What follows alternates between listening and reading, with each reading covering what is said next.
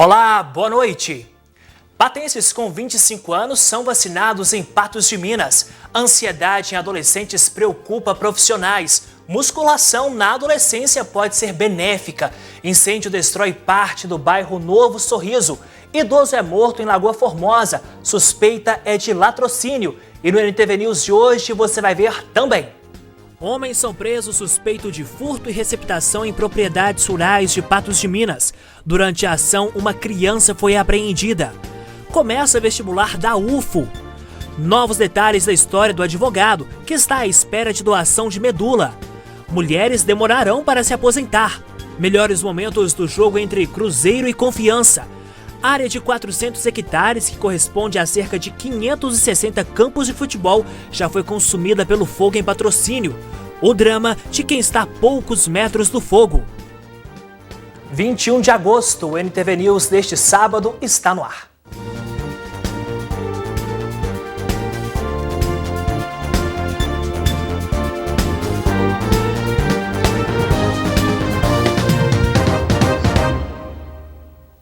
A gente começa a edição deste sábado especial do NTV News te mostrando que a Polícia Militar prendeu 2 suspeitos de furto e receptação em propriedades rurais de Santana de Patos. Os suspeitos foram conduzidos para a Delegacia de Polícia Civil e uma criança que estava com eles foi entregue ao Conselho Tutelar. O crime aconteceu na região de Santana de Patos. O grupo de produtores rurais começou a perceber que frequentemente um deles era vítima de furtos de fios de pivô, material usado na irrigação de lavouras. Na nossa região nós temos um grupo de produtores e assim foi percebido que de uns 30 dias para cá eu acredito que aproximadamente uns mais ou menos 15 produtores, ou talvez mais, aconteceu o que aconteceu com nós lá, sabe? Esse roubo dos cabos lá e de partes do pivô, de forma geral. Sendo que foi aproximadamente 6 furtos nos últimos meses. E diante aí desses fatos, a Polícia Militar vem trabalhando em cima disso aí. E nos 4 últimos dias, agora nós tivemos um furto. Que esse furto, inclusive, foi possível, através de uma câmera de segurança da fazenda, visualizar os autores adentrando ao local e em um veículo, o qual foi identificado, e a partir daí começamos a trabalhar. Hoje, nós deparamos com esse veículo com 2 autores, um de 39 anos e um de 20 anos de idade, e uma criança de 4 anos, os quais foram abordados nas proximidades dos locais do furto. Ao vistoriarmos o veículo, constatamos que no interior desse veículo, mais precisamente na carroceria, se encontrava aí aproximadamente uns 400 quilos de fiação de cobre, proveniente desses furtos aí ocorridos. Os 2 homens de 39 e 20 anos de idade são de Patrocínio e têm diversas passagens pela polícia, incluindo furtos e roubos. Eles foram conduzidos para a delegacia e devem responder pelo crime de receptação. Com eles também havia uma criança de apenas 4 anos de idade que foi entregue ao Conselho Tutelar. Estão sendo conduzidos por receptação, vai ficar a cargo da autoridade judiciária, a qual deve ouvi-los, e fará o enquadramento de ambos aí. Com relação à criança de 4 anos, ela foi entregue ao Conselho Tutelar, que tomará as demais providências com relação à família. Com relação ao material apreendido, este será restituído posteriormente aí pelo delegado de plantão às vítimas identificadas. Para os produtores, um prejuízo imensurável, tanto para a mão de obra, gastos com a reposição dos materiais e ainda com as lavouras, que também são prejudicadas na falta de irrigação. Diretamente de material e de mão de obra para reparar esse prejuízo direto, com certeza foi algo acima dos R$100 mil, ou talvez bem mais que isso. For olhar todos os produtores que foram afetados e tiveram prejuízos com esse acontecido aí, com esses acontecidos. Nós temos sempre orientado os produtores rurais, temos mantido um contato e um diálogo frequente com eles em orientações à questão de segurança de suas propriedades rurais. Diante dessa situação, eles novamente foram orientados com relação à questão de segurança nas fazendas, né?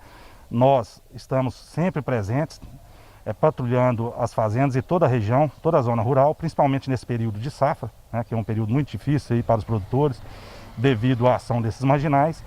Mas esperamos que com essa ação nossa de hoje possa dar um alívio a esses produtores que estão incansavelmente trabalhando e produzindo os alimentos para nós. Agora eu te mostro que um grave acidente foi registrado na tarde deste sábado. Um carro e uma moto estavam envolvidos aí nesse acidente que aconteceu no bairro Jardim Paraíso. O condutor da motocicleta foi socorrido até a UPA aqui de Patos de Minas. O motorista, de 23 anos, seguia pela Rua dos Miosotes quando, na Padre Caldeira, o motociclista de 21 anos avançou a parada obrigatória. Com o impacto, o carro teve a lateral esquerda danificada. Uma equipe do SAMU foi acionada para socorrer o motociclista, que estava consciente, mas aparentava confusão mental. Ele foi conduzido para atendimento médico na UPA.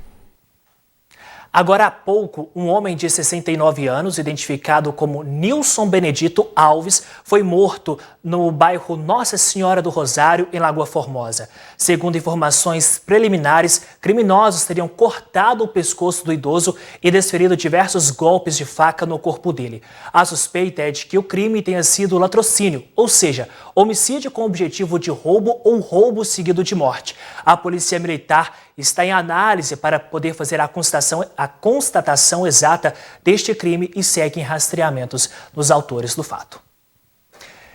Mudando de assunto, hoje teve gente sorrindo de orelha a orelha aqui em Patos de Minas. Depois de tanta espera, foi vez da galera de 25 anos se vacinar contra a Covid-19.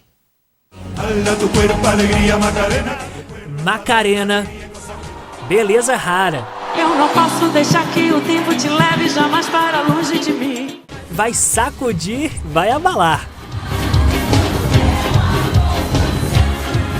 Tic-tic-tac. É nessa dança que meu boi balança e o povão de fora vem para brincar.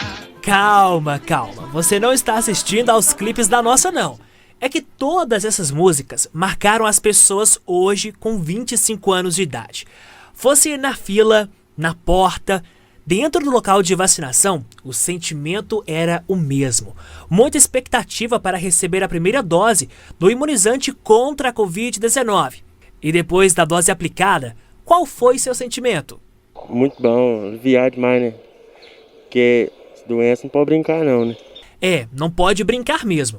A Covid-19 segue fazendo mais vítimas. Por isso, a importância da vacinação em massa, para que mais sentimentos como o seu sejam compartilhados. Com certeza, muito feliz. Foi um momento que a gente aguardou muito, né? Então, assim, tô muito feliz, muito contente mesmo. E detalhe importante. Além da vacina ser segura, não dói nada e é rapidinho. Foi tranquilo, não teve dor nenhuma, não. Satisfeito de saber que a gente está protegido agora. Aí é só a segunda dose agora, esperar, né? Pois é, agora é esperar a segunda dose. E olha só, o governo de Minas Gerais inicia na segunda-feira a distribuição de mais 825.190 imunizantes contra a Covid-19. Essa é a 40ª remessa enviada pelo Ministério da Saúde. No fim de semana, será realizada a logística de distribuição dos imunizantes, contagem e separação dos quantitativos que serão encaminhados às unidades regionais de saúde e aos municípios. De acordo com o Estado, Patos de Minas deve receber nesta 41ª remessa 2.910 vacinas da Pfizer e 2.940 da Coronavac. E daqui a pouco aqui no NTV News você vai ver que adolescentes estão cada vez mais atingidos pela ansiedade nesta pandemia. E como está o advogado Rodrigo Carvalho, que está à espera de transplante de medula. Neste sábado, ele esteve em Patos de Minas para rever familiares e amigos.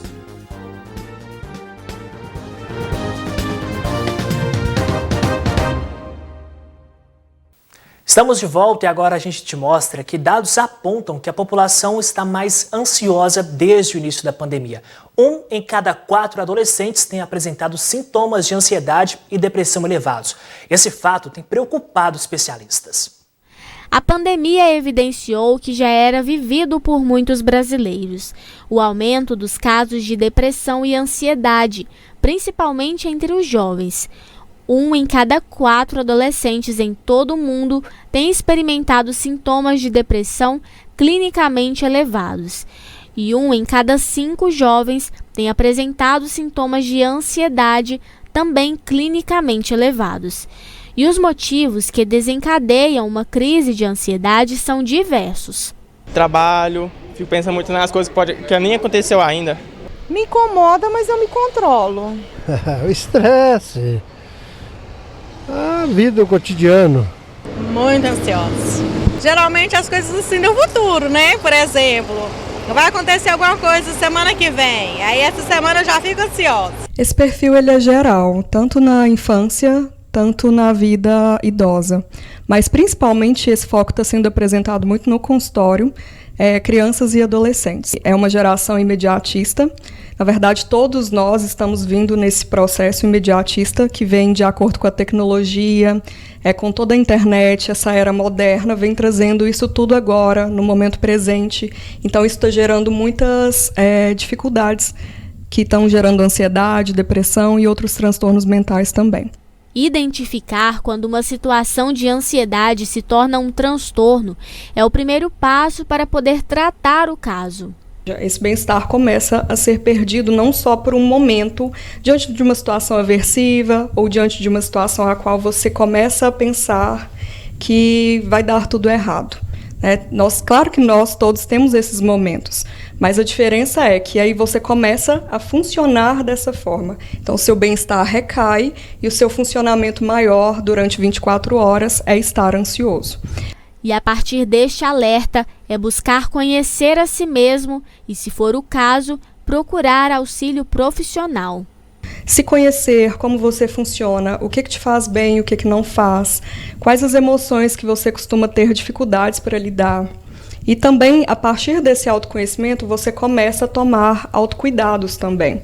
Cuidados como? Cuidados que te respeitam, que respeitam os seus limites, mas que também te impulsiona de forma positiva para estar buscando, para estar validando em você o que é importante para si. Pois é, saúde mental é coisa séria. E olha, para aliviar, algumas pessoas acabam usando a atividade física como forma de aliviar a ansiedade. Sabendo disso, a musculação para crianças na puberdade e adolescentes pode ser uma maneira segura e eficaz de melhorar a musculatura, a força e a flexibilidade articular. Por muito tempo foi propagado o mito de que a musculação na adolescência poderia prejudicar no crescimento dos jovens. A verdade é que, se a prática for moderada, ela pode beneficiar em diversos aspectos do bem-estar, combater o sedentarismo e ainda melhorar a autoestima dos adolescentes. Principalmente hoje, o que a gente mais vê é o sedentarismo, né? Então o adolescente ele fica muito estimulado com televisão ou com computador, hoje em dia com aula online, então ele fica o tempo todo na frente de telas, e esse tempo de telas exagerado, associado com má alimentação e sedentarismo, prejudica bastante o desenvolvimento desse adolescente. Portanto, o adolescente deve sim fazer atividade física, e uma das atividades físicas possíveis é a musculação, a academia.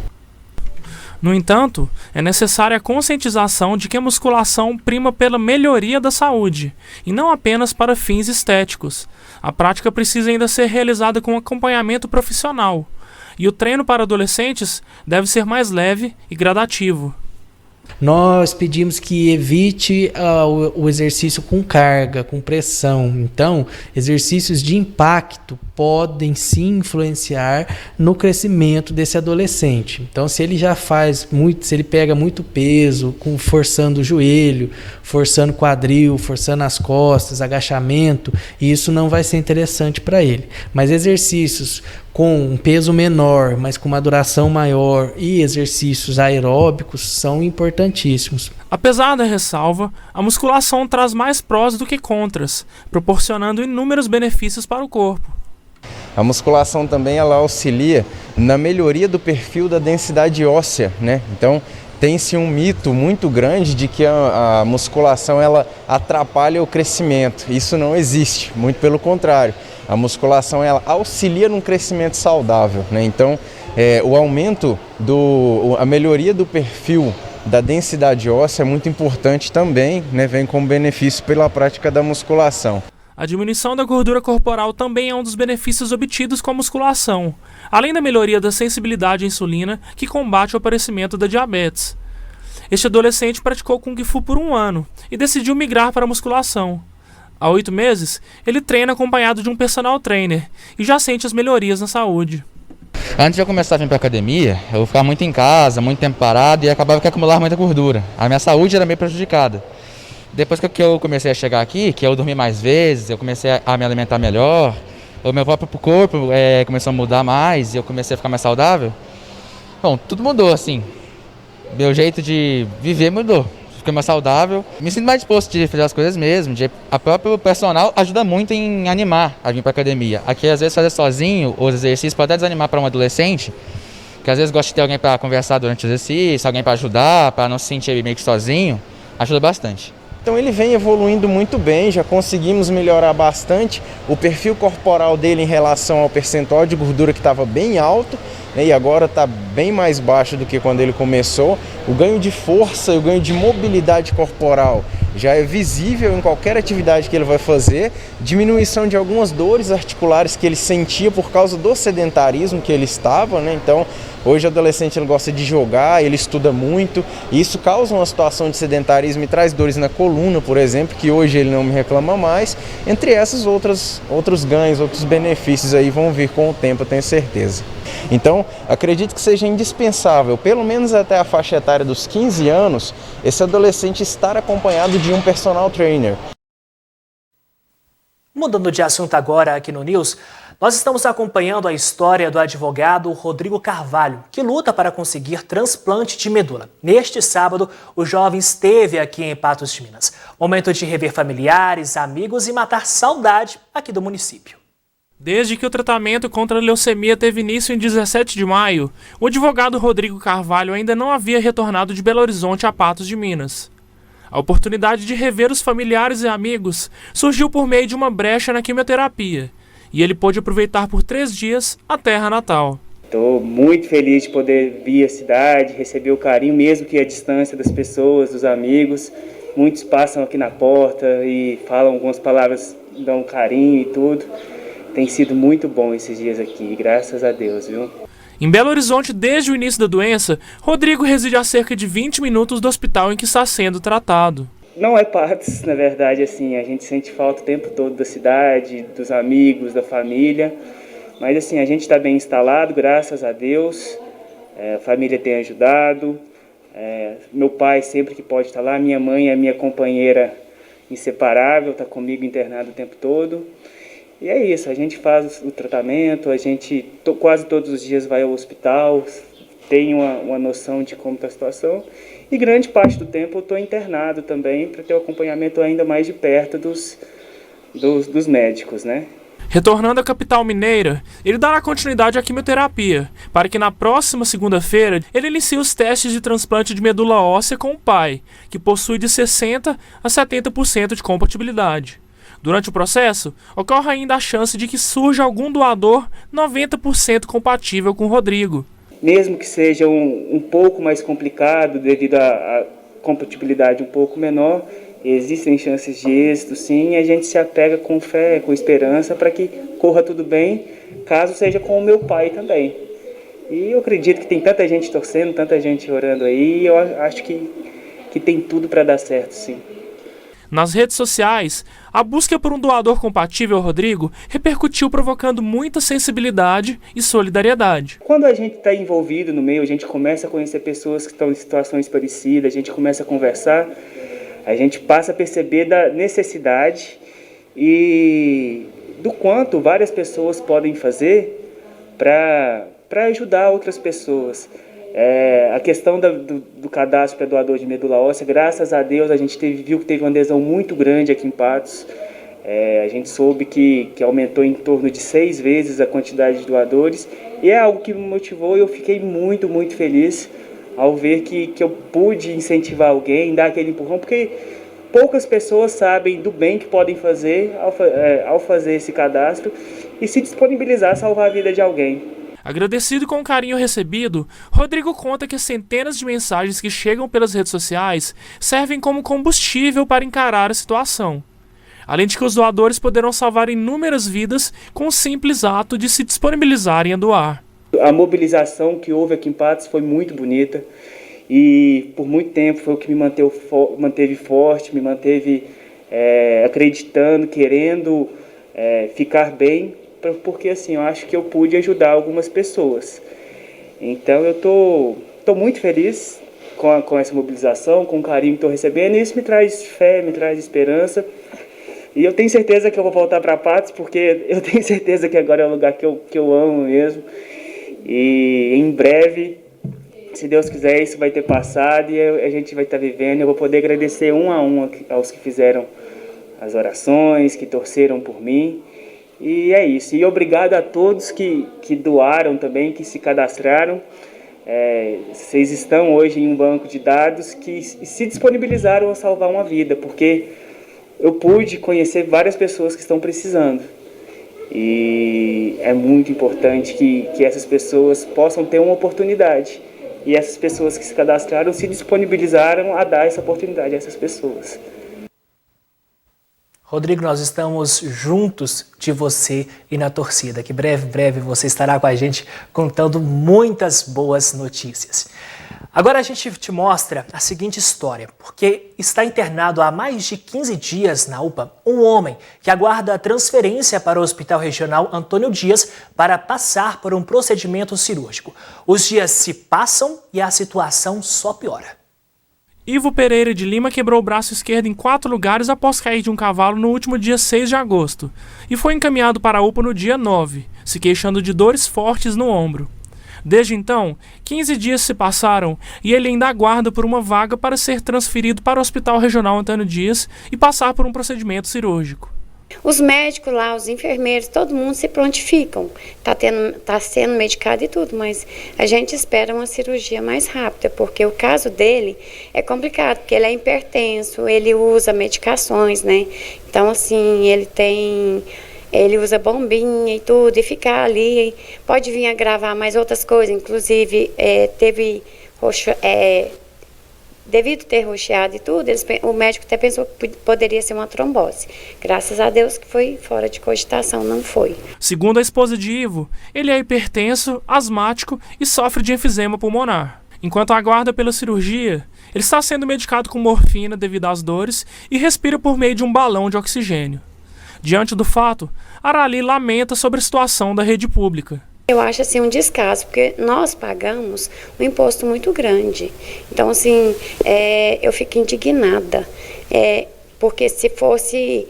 Eu estou me abrindo meu coração. Se fosse uma pessoa, assim, um deputado, nosso presidente, o médico estava lá, a prontidão, esperando ele para fazer a cirurgia.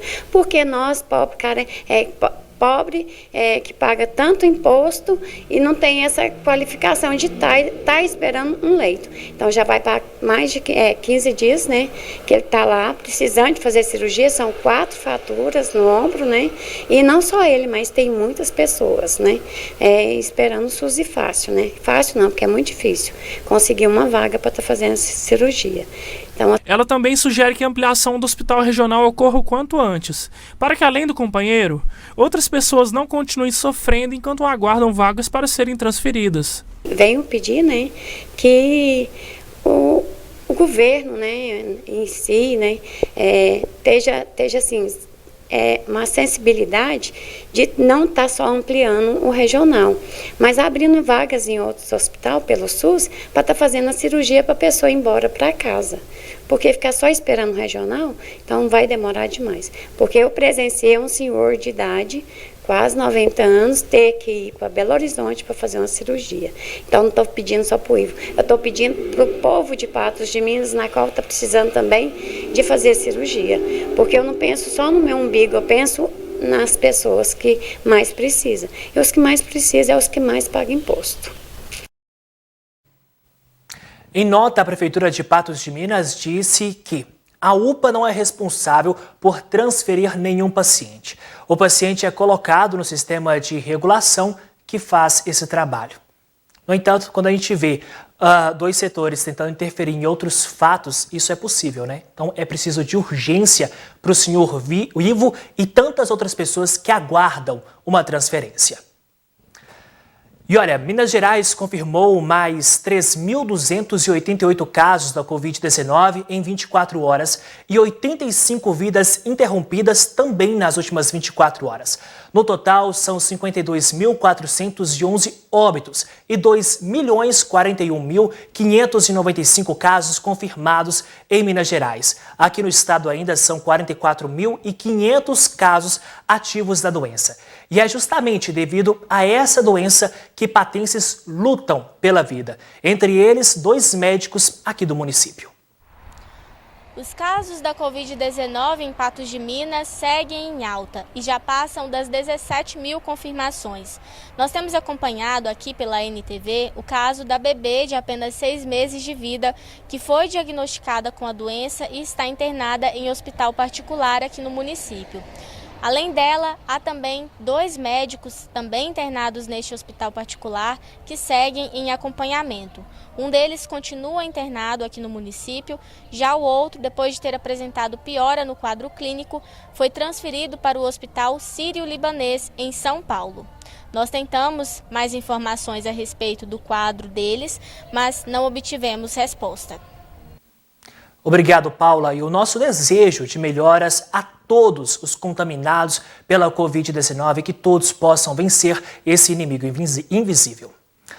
E começaram hoje as provas do vestibular da Universidade Federal de Uberlândia. Patos de Minas é sede para essas provas de todos os cursos da UFO. Sendo dessa forma, amanhã os inscritos farão prova discursiva além da redação. Apenas os candidatos que obtiverem bom resultado no teste objetivo terão as questões discursivas e a redação corrigidas. A nossa torcida para você. Amanhã tem mais, mas agora a gente acompanha o primeiro dia da aplicação das provas. A aplicação das provas do vestibular 2021 do segundo semestre da Universidade Federal de Uberlândia, UFO, começou às 13 horas e se encerrou às 17. Nessa primeira etapa, foram 88 questões objetivas das disciplinas de Biologia, Filosofia, Física, Geografia, História, Língua Estrangeira, Língua Portuguesa, Literatura, Matemática, Química e Sociologia.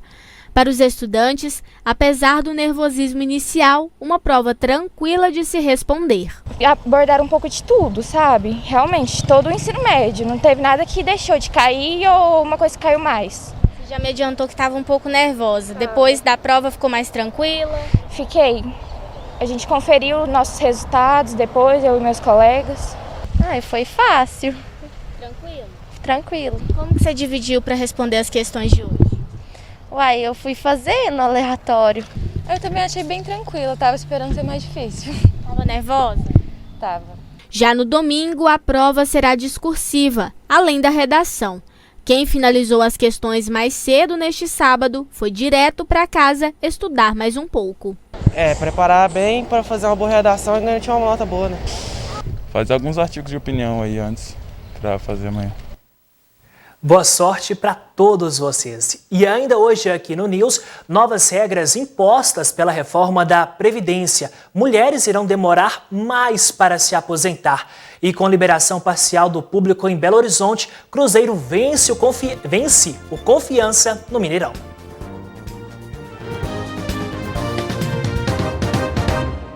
Com as novas regras impostas pela reforma da Previdência, as mulheres irão demorar um pouco mais para conseguirem se aposentar.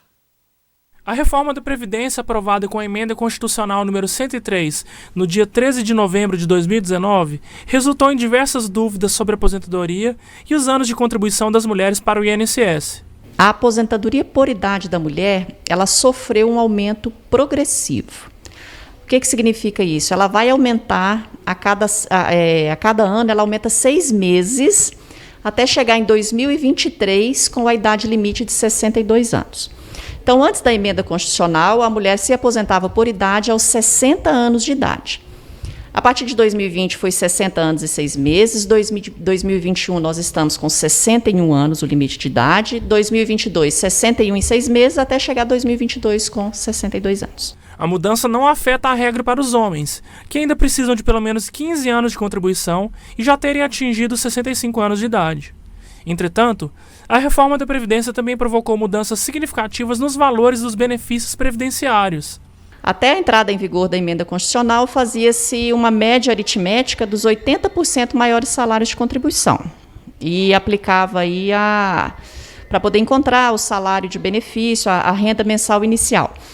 Pós-reforma da Previdência, não há mais essa média dos 80% maiores salários. Faz-se agora uma média aritmética de todo o período contributivo da segurada, contados a partir de julho de 94. E para a mulher, a partir de 15 anos de contribuição, ela sai com 60% do valor encontrado, aumentando 2% a cada ano.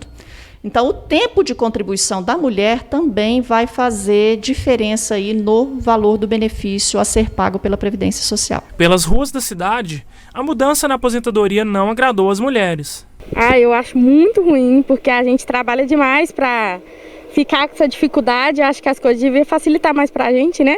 A gente são mulheres, nós trabalha em casa, trabalha fora, é filho, e é muito difícil. E o governo só esculacha a gente. Tá cada vez mais complicado, né? Passando, vai aumentando a mensalidade, porque eu sou autônomo e pago autônomo, né?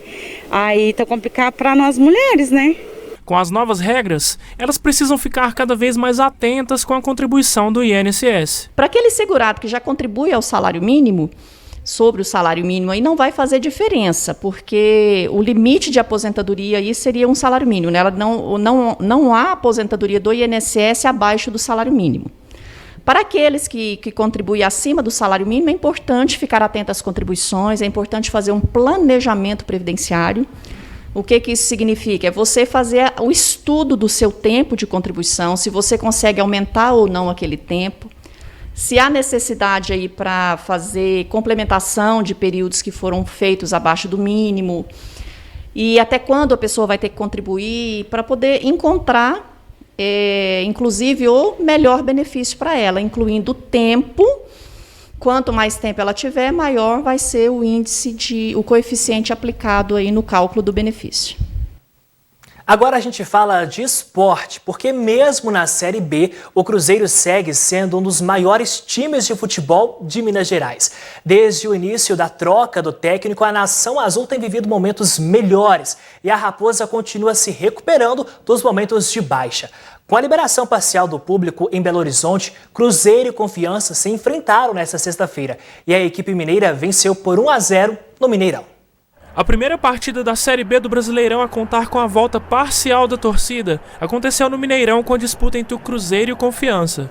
Após 4 meses sem vitórias consecutivas, a Raposa alcançou o feito ganhando por 1-0 em uma partida sem grandes dificuldades. E mesmo jogando em casa, quem vestiu o azul foi o Confiança, já que o Cruzeiro utilizou o atípico uniforme verde. Além da torcida, outra novidade pela 20ª rodada da Série B foi a utilização do árbitro de vídeo. E o primeiro tempo da partida ocorreu sem grandes sustos para o Cruzeiro, que quase marcou em uma cobrança de falta aos 25 minutos de Eduardo Brock. O único gol da partida veio pelo pênalti cobrado por Marcelo Moreno aos 21 minutos do segundo tempo, após o Wellington Nem ter sido derrubado na área. Mesmo com a vitória, a equipe celeste continua na 14ª colocação da disputa, somando 24 pontos. Já o Conquista também permanece na 19ª posição, com 13 pontos. Cruzeiro, então, levou a melhor em cima do Confiança.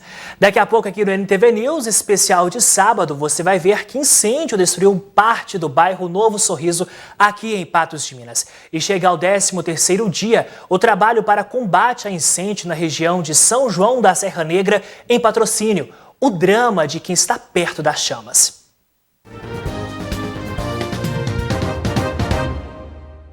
Após anunciarmos o caso da Alicia, uma bebê de 6 meses diagnosticada com a Covid-19, a mãe dela contou que o plano de saúde foi liberado para o tratamento e a pequenininha teve melhora no quadro clínico.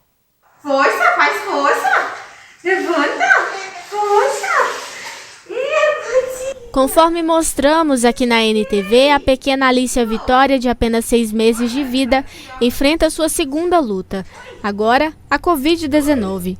A criança está internada em um hospital particular em Patos de Minas.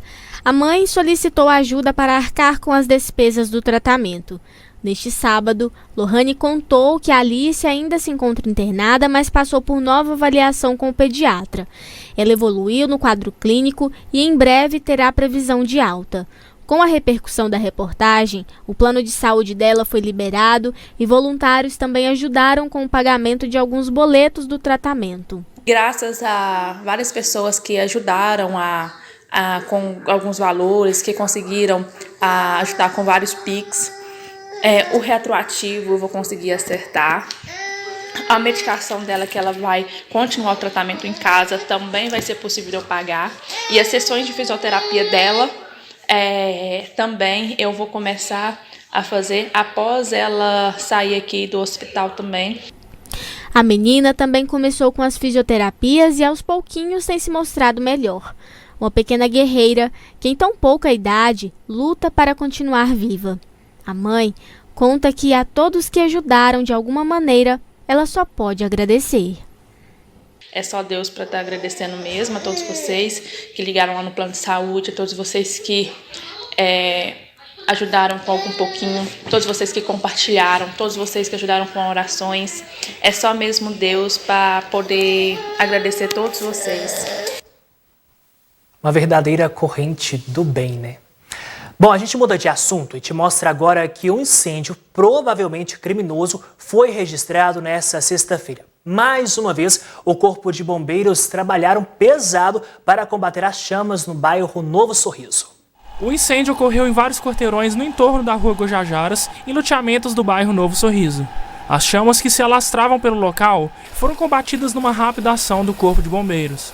Deslocávamos aqui para atendimento na outra natureza de atendimento do Corpo de Bombeiros, que não incêndio em pastagem, e já deparamos com esse incêndio aqui de grande vulto, atingindo várias quadras aqui desse loteamento. Devido ao fato de os focos de incêndio estarem espalhados em vários blocos, os bombeiros acreditam que a ação tenha sido de origem criminosa. Pela característica desse incêndio, que podemos afirmar que ele foi um incêndio criminoso. Ele foi colocado por alguém, trazendo aí um grande prejuízo, né? Tanto para aqui a nossa fauna e trazendo um grande transtorno aqui para moradores, causando risco a residências e poluindo o meio ambiente aí, né? Então a gente, mais uma vez, a gente tem pedido bastante aí conscientização da população, mas infelizmente ainda nós deparamos com essas situações em plena área urbana. Pois é preciso ter consciência, né? E parabéns ao Corpo de Bombeiros pelo excelente trabalho prestado à sociedade. E olha só, pelos dados do Instituto Nacional de Pesquisas Espaciais, os focos de incêndio em Minas Gerais aumentaram 104% nos primeiros 7 meses do ano em relação ao mesmo período de 2020, 65% acima da média anual. Os militares do Corpo de Bombeiro têm tido trabalho. Os militares do Corpo de Bombeiros trabalham sem trégua para conter focos de incêndio na zona urbana e também na rural. Alguns exigem dedicação extra, como esse do distrito de São João da Serra Negra. A gente tem o primeiro prejuízo, nós estamos vendo a biodiversidade sendo degradada, não é só a flora, a fauna também sofre com isso, então existe um dano ambiental, nós estamos tratando aqui de algumas reservas legais. Todo esse aparato que foi colocado à disposição, isso gera um custo. Esses bombeiros que inclusive estão aqui, eles poderiam estar atendendo outras ocorrências. Temos demanda no município de Patos, de Patrocínio, então esses bombeiros poderiam estar atendendo as vítimas dessas cidades. Há focos de incêndios para todo lado. Nesse, na BR-365, próximo a Patos de Minas, o fogo estava alto na noite desta sexta-feira. E há efetivo suficiente, porque assim, a gente sabe que esse aqui com certeza é o que tem exigido mais esforço, mais atenção, mas infelizmente os incêndios também na zona urbana não param. Na própria zona rural a gente viu aqui próximo, vindo na BR-365, mais incêndio. Há efetivo suficiente? Se eu disser aqui que o Corpo de Bombeiros tem condição de atender todos os incêndios florestais nessa época em todo o estado de Minas Gerais, eu estaria dizendo uma mentira. Com certeza o número de incêndios é superior à nossa capacidade de resposta. Então, por isso nós precisamos de muito da população para que não faça o ateamento de fogo nas vegetações, e o Corpo de Bombeiros sempre priorizando aquelas ocorrências, primeiro, que tem um risco à vida humana, risco à vida de animais, risco a lavouras, ao meio ambiente. Então, numa escala de prioridade, de magnitude. Neste ano, com a seca mais severa, a quantidade de incêndios aumentou ainda mais. O nosso efetivo lá em Patos de Minas e aqui em Patrocínio não estão parando nem um segundo de trabalhar, o tempo todo. Termina um incêndio, inicia-se outro, às vezes tem 3, 4 em espera. Nós anotamos ali aqueles dados do solicitante. Assim que um recurso nosso é liberado, fazemos contato com o solicitante para ver se aquele incêndio ainda perdura ou não. E enquanto a gente não consegue atender de imediato aquela ocorrência, nós orientamos o solicitante quanto aos procedimentos de segurança até a chegada de nossas equipes.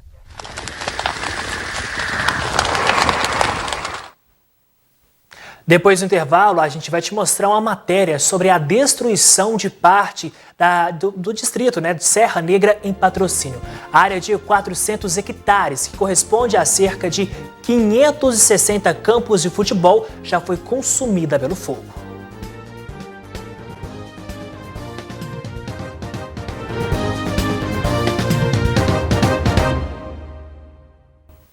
Chegou ao 13º dia um incêndio no distrito de São João da Serra Negra, que começou no dia 6 de agosto.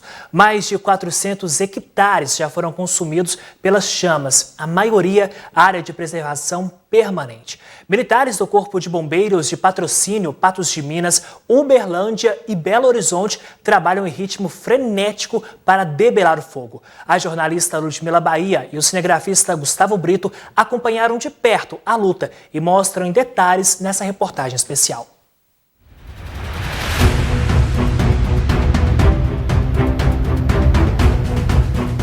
Uma mata em chamas.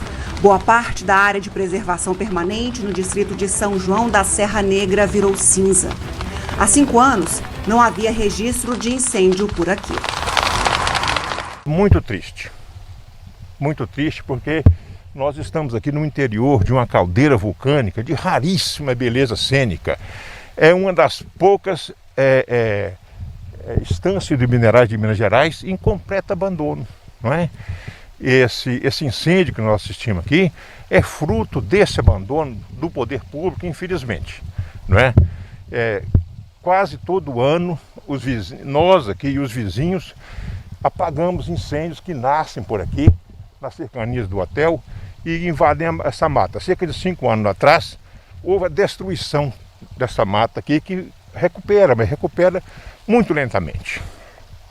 E nós chegamos aqui, assistimos novamente isso, foi uma luta. Comunicamos com o Corpo Bombeiro e tentamos fazer tudo para que minimizar esse estrago terrível, essa agressão à natureza sem limite. Que a gente que sabe amar a natureza e que vive intensamente essa vida aqui no campo, realmente sofre muito. O que nós assistimos aqui, o desespero dos macacos. Tem grande quantidade de macaco, a flora e a fauna é muito rica nessa região, e quando a destruição da flora, você vê a fauna em desespero.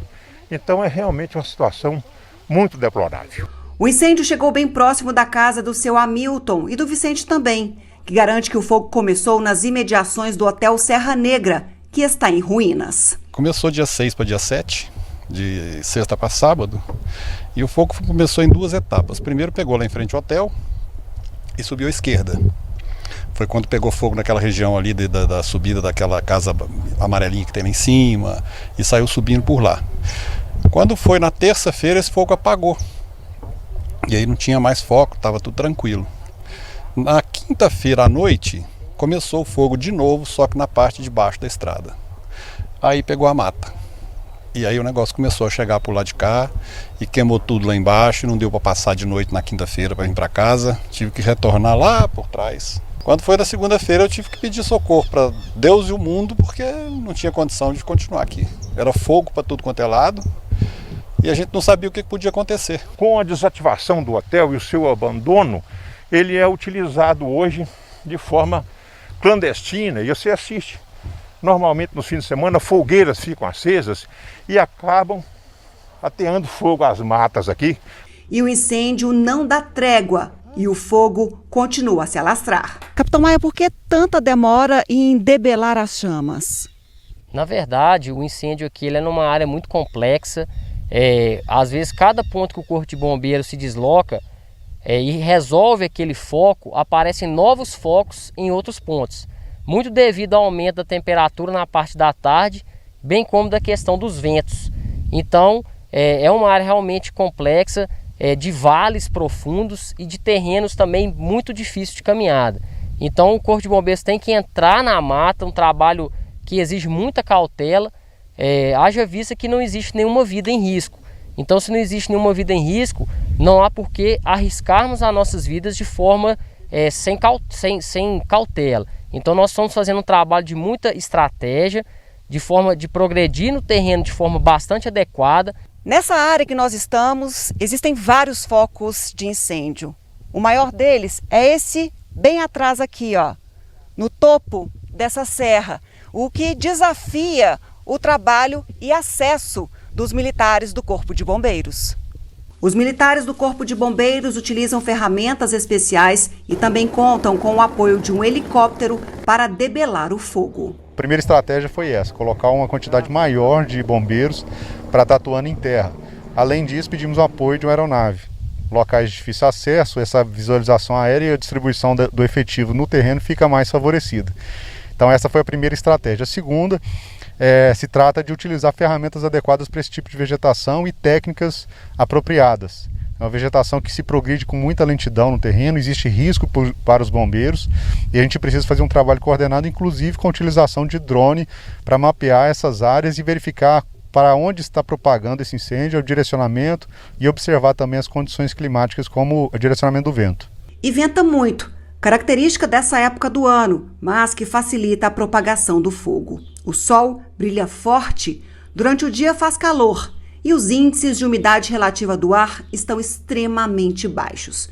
Combinações perfeitas para que o incêndio persista e desafie o trabalho dos bombeiros militares. Às vezes nós resolvemos um foco e de repente novos focos surgem no meio da vegetação, o que faz com que nós temos que fazer uma nova estratégia, remanejar a equipe num terreno difícil. O fogo se alastra por pontos distintos do distrito aqui de Patrocínio, de São João da Serra Negra.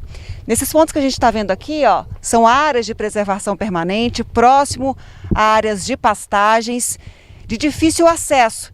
Muitas vezes a gente não consegue chegar a acessar e até mesmo os próprios militares do Corpo de Bombeiros acessam essa área por meio de aeronave. Esses militares são buscados em solo e levados para esses pontos por meio do helicóptero do Corpo de Bombeiros. Um trabalho que exige fôlego, esforço e dedicação desses militares. Geralmente estão marcando a chamada às 5 horas da manhã já no local para já iniciar os trabalhos. E esses trabalhos perduram ao longo de todo o dia e a desmobilização ocorre ali por volta de 19, 20 horas, quando as equipes vão pelo menos ter um descanso, um mínimo descanso, até o dia seguinte às 5 horas novamente, já de pé para a continuidade dos trabalhos. A casa do Seu Vicente é usada como base para os militares do Corpo de Bombeiros. É importante demais para as ações tanto do Corpo de Bombeiros, Polícia Militar e demais órgãos públicos essa presença de cidadãos conscientes como o Vicente aqui. A comunicação numa operação desse tamanho, ela acaba que era fundamental. Você tem que estar orientando a aeronave, você tem que estar orientando a equipe e tudo isso. Então é energia, a internet com Wi-Fi que você tem aqui, que aqui não tem sinal de telefone, é muito isolado. Então aí a gente montou aqui. Falei, não, vem pra cá, vamos fazer aqui e tal, o que precisar a gente tem e tal, e dá jeito. Eu quero salvar a mata e não quero fogo mais aqui, pelo amor de Deus. Mais de 400 hectares já foram consumidos pelas chamas.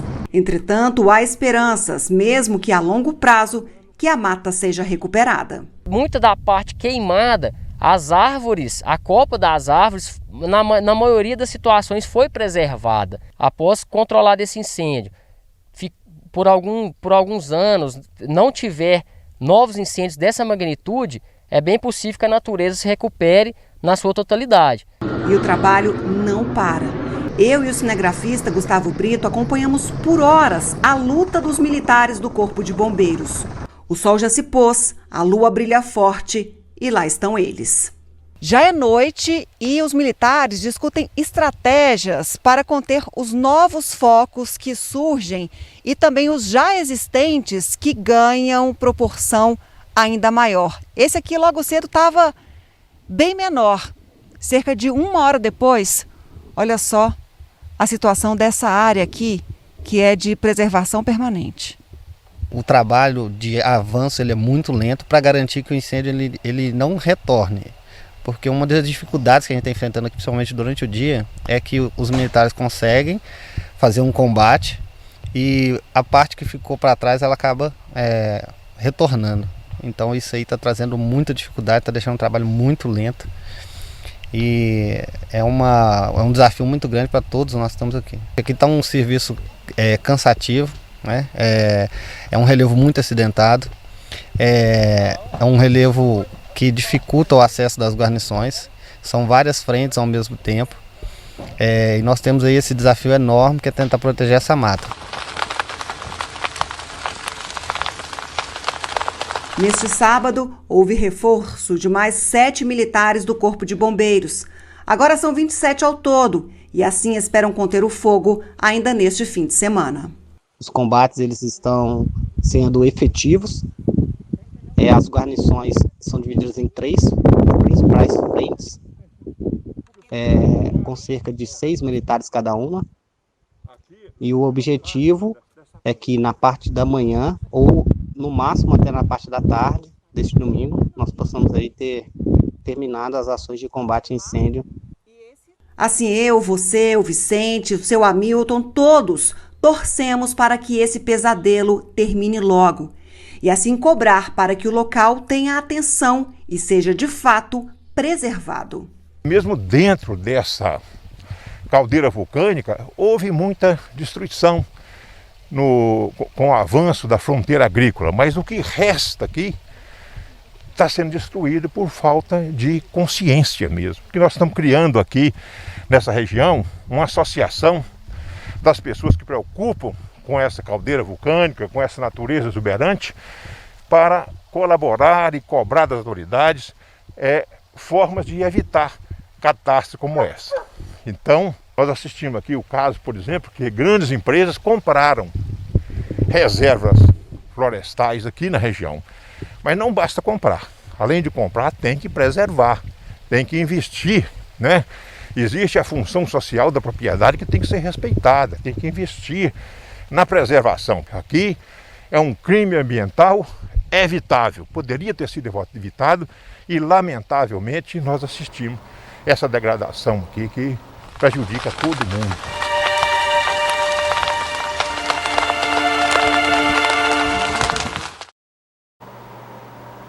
Sim, nossa torcida para que os militares consigam de fato conter as chamas, porque as perdas são enormes, como bem disse o seu Hamilton. Mais informações você tem quando acessar o patosjá.com.br. Eu e você, nós nos encontramos na segunda-feira a partir das 19 horas, mas antes mesmo, a partir das 11h30 da manhã, no 30 Minutos, na sequência programa Gui Boaventura, você segue também muito bem informado. Juízo, bom final de semana, se cuide, saúde, boa noite e até segunda-feira.